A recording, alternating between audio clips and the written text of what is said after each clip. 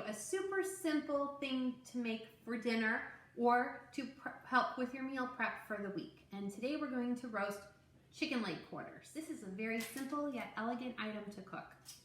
People will be wowed by how amazing it tastes, and there's so much you can do with it. So I usually buy chicken parts when they're on sale, and I'll freeze them until I'm ready to use them. But yesterday there was a sale and they had chicken quarters. That's my preferred item to roast, is a chicken quarter. But drumsticks, thighs, and breast meat all work just fine. Do what you like. What chicken piece do you like? Buy them in bulk when they're on sale and you can roast them up. It's super easy.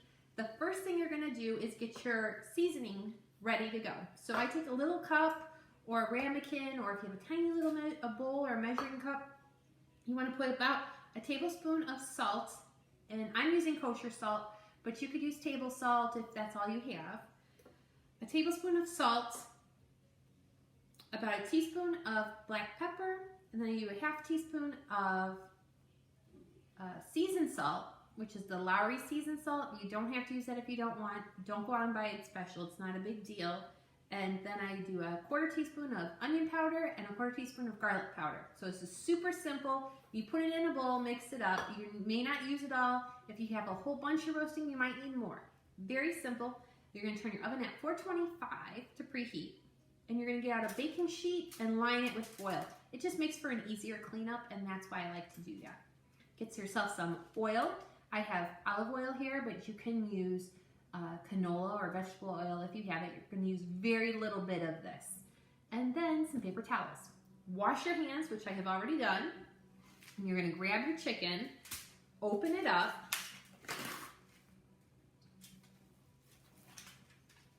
and these are chicken quarters, so it's the drumstick and the thigh.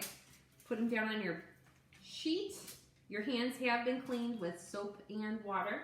You're going to take those paper towels. And be very careful what you touch now, because you're touching raw chicken. And so in order to avoid spreading bacteria and what they call cross-contamination, you want to make sure you touch as little as possible until you wash your hands again. So that's why I prepped everything ahead of time. So I'm patting these down. See, as you can tell, there's chicken juice. Take those paper towels and you want to pat them down both sides. Sometimes the skin is out on the inside and you want to move that over because you really want to season these well. A little piece of feather. Happens, it's a chicken. You don't want to rinse these. A lot of people believe you're supposed to rinse your chicken before you do this. You're not. You're just supposed to pat them dry. If you rinse them, you're rinsing them into a sink that may have other dishes in it, or that could splash, and you're getting chicken juice everywhere, and that's no good. So we're gonna put these skin side down, and you're gonna just sprinkle your seasoning, your salt, pepper, and whatever. If you don't like onion powder, don't put it in there. If you don't like garlic powder, don't put it in there. It's very forgiving if you are making, say, like a Mexican. You're going to use these for tacos or enchiladas. Sometimes I put cumin or chili powder or paprika in the mix, or oregano, which is really good too.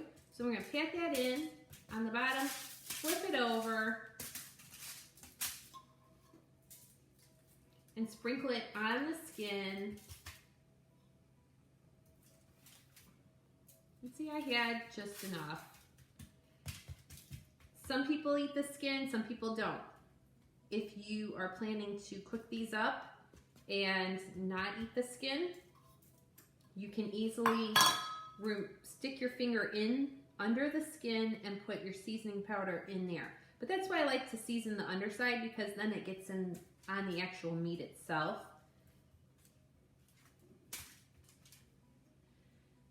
Now we're going to wash our hands, and then we're going to drizzle a little olive oil, or if you have vegetable or canola oil, on the very top, just to ensure crispy skin. Hands washed. You're going to take a little bit of your oil, and I have extra virgin olive oil. I'm just going to drizzle it.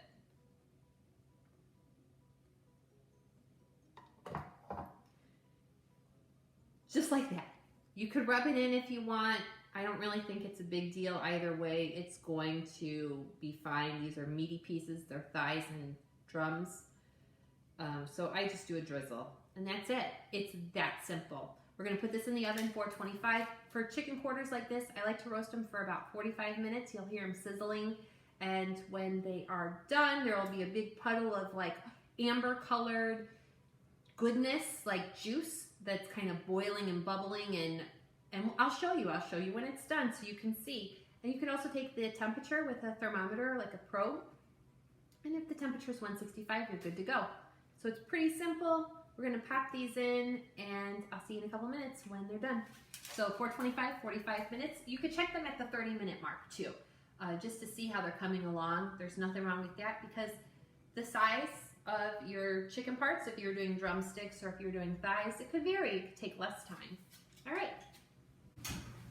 Okay, we're back. It's been 45 minutes at 425, and if you look very carefully, you will see it's gorgeous golden brown.